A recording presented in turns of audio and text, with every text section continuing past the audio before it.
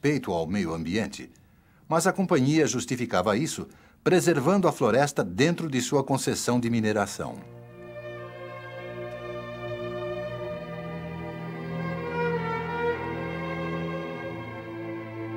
Todo desmatamento, mesmo aquele para mineração, é replantado quando não mais utilizado.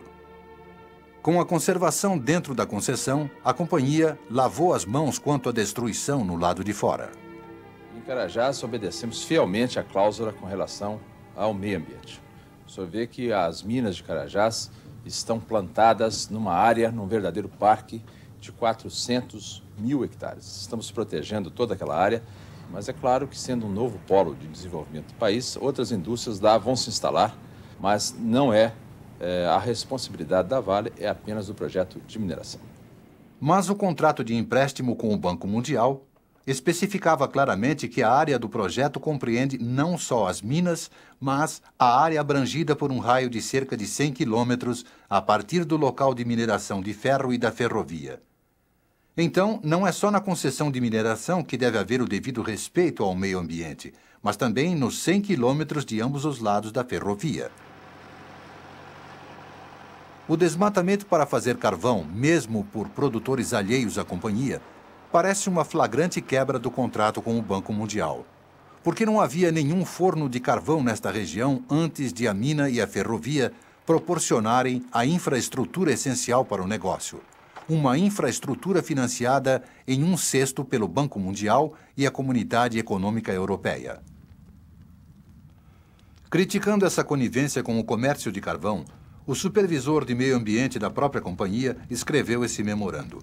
Ele disse que, como a companhia possuía o monopólio da ferrovia e da mina de ferro, seria difícil negar que ela era a principal responsável pela devastação da floresta equatorial. Por isso, perguntamos ao presidente da companhia se ele consideraria a utilização de seu monopólio para proteger a floresta.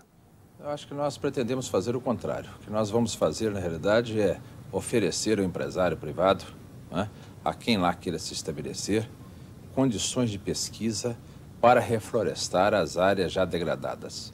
Não temos dúvida de que o eucalipto e os pinos tropicais se mostram adequados para aquela área. Alguns anos atrás, a companhia começou a fazer experiências com espécies adequadas para produzir carvão. Mas o governo brasileiro financiou plantações experimentais durante décadas e nenhuma grande floresta plantada teve sucesso na Amazônia, principalmente por causa de pragas e doenças tropicais. Na Faculdade de Ciências Agrárias do Pará, perguntamos ao cientista encarregado de suas experiências se alguma plantação na Amazônia poderia ser chamada de bem-sucedida. Não, o sucesso, não se pode falar em sucesso. Houveram experiências bastante grandes, mas os resultados, na maior parte, foram muito fracos. Então, eles não sabem se vai dar realmente para planta floresta para carvão, né? Bom, eles não têm alternativa, né? Eles estão procurando achar a saída para isso. Mas, além do problema da própria espécie, nós ainda temos um problema muito sério que vai ser o controle de incêndios. E quanto floresta vai precisar siderúrgica como Cozipar? Seguramente vai necessitar em torno de 50 mil hectares. E todos os 22 siderúrgicos aprovados? Isso deve ficar em torno de 600 a 700 mil hectares. As autoridades locais, como o prefeito de Marabá, estão obviamente preocupados. Nós temos uma região hoje que é eu diria que é o pulmão do mundo, que é a Amazônia, e que a implantação de siderúrgica numa região como a nossa, ela vem trazer exatamente aquilo que todos nós tememos, que é transformar a Amazônia num grande deserto. De fato, cada 13 toneladas de ferro-gusa, mais ou menos um destes vasos, consome pelo menos 4.000 metros quadrados de selva.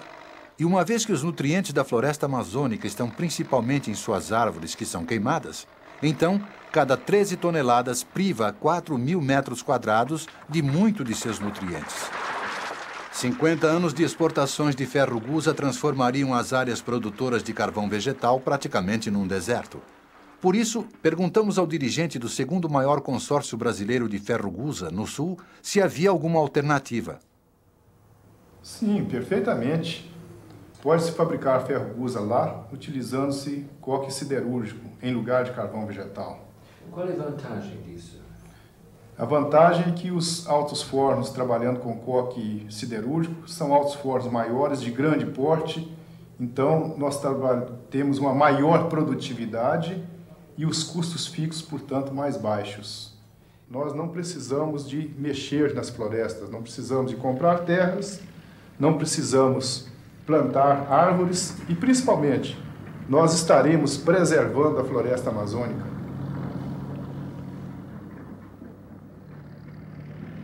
Como a produção de carvão vegetal aumentou, um processo movido pelos grupos de proteção ao meio ambiente brasileiros foi preparado pelo advogado Miguel Pressberger.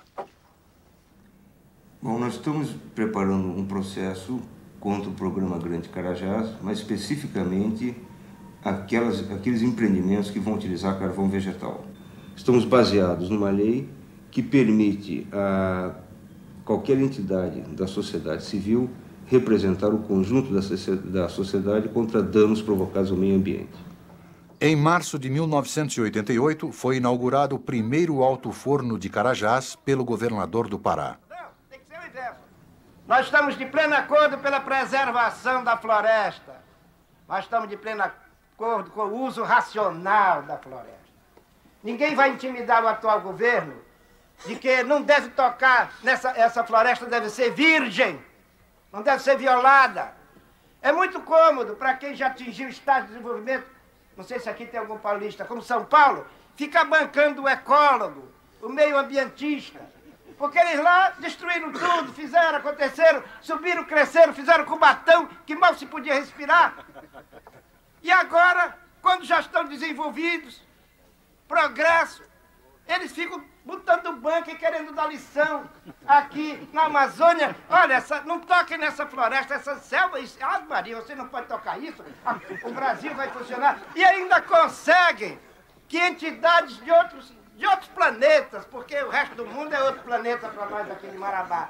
Ainda consegue que fiquem mandando telegrama com o governador, para o governador deixar intocada a floresta. Não, o governador vai tocar na floresta. Tem que tocar. Agora, com racionalidade, com lucidez, com competência. Quando Deus criou o mundo, ele disse, de tudo podereis comer do que está no jardim, de tudo.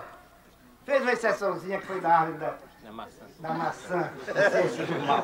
Foi a única exceçãozinha que ele fez.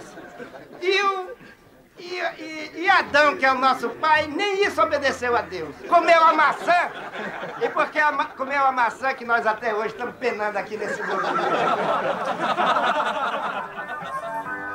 Carajás, o nosso país. Carajás, vai melhorar o Brasil.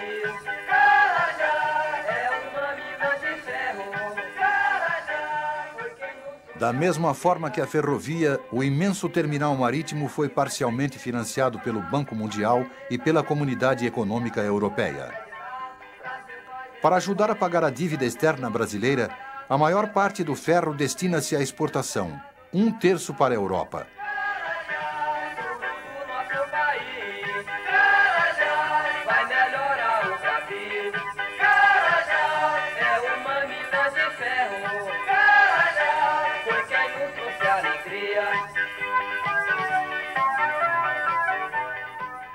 E em setembro de 1988, 50 mil pessoas fizeram manifestações em Berlim durante a conferência anual do Banco Mundial.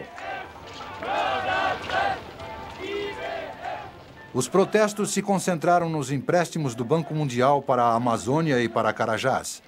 E uma centena de organizações de cidadãos exigiu melhoria ambiental ligada ao perdão da dívida do terceiro mundo e levou suas exigências à conferência. Representantes do Brasil, Chile e Estados Unidos as entregaram ao ministro da Fazenda do Brasil.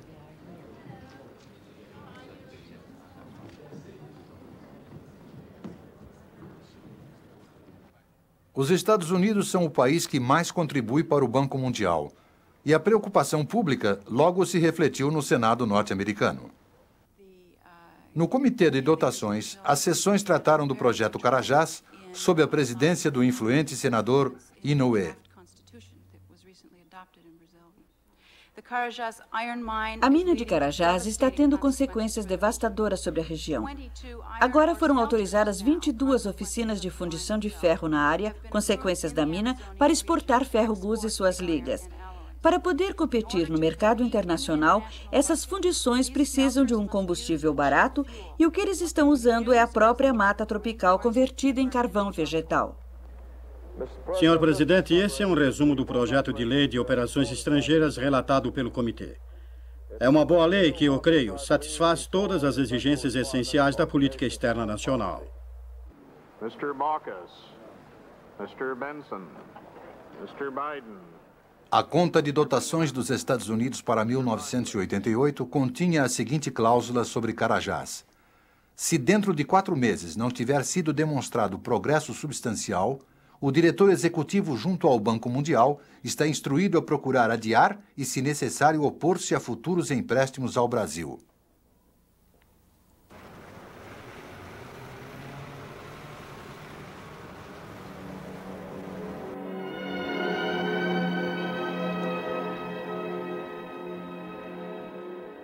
Em 1989, a mistura de neblina e fumaça ao longo da ferrovia foi pior do que nunca.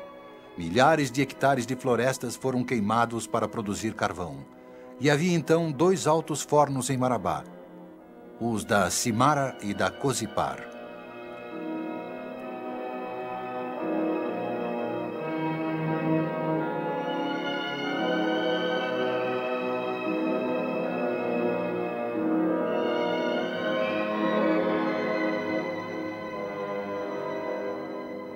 E também muitas serrarias produzindo carvão com as sobras de madeira das usinas. Mas em 1989, funcionários do IBAMA começaram pela primeira vez a multar os produtores de carvão ilegais.